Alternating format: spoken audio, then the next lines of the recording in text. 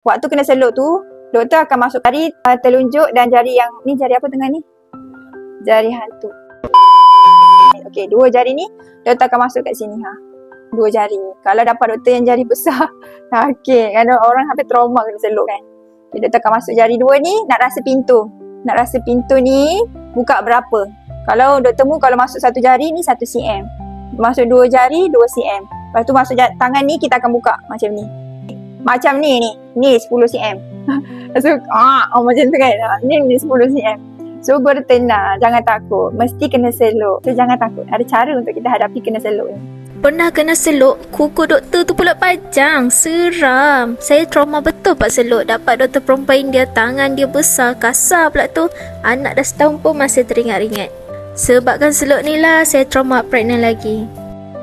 Time bersalin hari tu paling trauma pak seluk ni. Doktornya seluk ganas, lepas tu memarah. Auto mental emosi down ya. Buat ibu yang bakal bersalin, ada cara untuk kontrol diri ketika diseluk. Semua itu akan dipraktiskan dalam kelas rahsia mudahnya bersalin. Nak daftar? DM sekarang.